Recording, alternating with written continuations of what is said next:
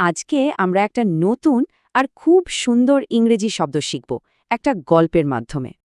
চলুন পরিচয় হয়ে নিই রহিমের সাথে। ও আমাদের গল্পের মূল চরিত্র। দেখো, রহিমের কাছে ওর লাঞ্চের জন্য দুটো মজার আম আছে। কিন্তু ওর বন্ধু আলী, ও তো আজ কোনো খাবারই আনেনি, তাই ওর মন খারাপ। রহিম কি করল? ও সাথে সাথে নিজের একটা আম আলীকে দিয়ে দিল। রহিমের এই যে ভাগ করে নেওয়ার কাজটা, এই ভালো কাজটাকেই বলে জেনারাস।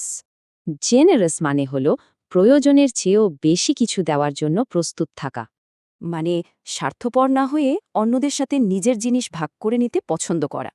জেনারাস মানুষদেরকে তাই দয়ালু, নিঃস্বার্থ আর সাহায্যকারী হিসাবেই দেখা হয়। আচ্ছা, চলো এবার কিছু বাক্যের ব্যবহার দেখে নিই, তাহলেই সব পরিষ্কার হয়ে যাবে। এই বাক্যে সময় দিয়ে সাহায্য করাকে জেনারাস বলা হচ্ছে। টাকা পয়সার ক্ষেত্রেও কিন্তু জেনারেস শব্দটা ব্যবহার হয়, যেমন এই বড় বোনাসের বেলায়। এখানে দেখুন, একটা বড় অঙ্কের দানকে জেনারেস ডোনেশন বলা হয়েছে। তাহলে জেনারাস হতে হলে প্রথমে কারোর প্রয়োজন বুঝতে হবে আর তারপর সাহায্য করতে হবে। মনে রেখো, শুধু টাকা দিয়েই জেনারেস হওয়া যায় না, সময় বা জ্ঞান দিয়েও হওয়া যায়।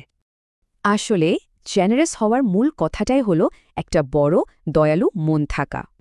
এবার ভাবার পালা, আজকের দিনে করা যায় এমন একটা ছোট জেনারেস কাজ কি হতে পারে।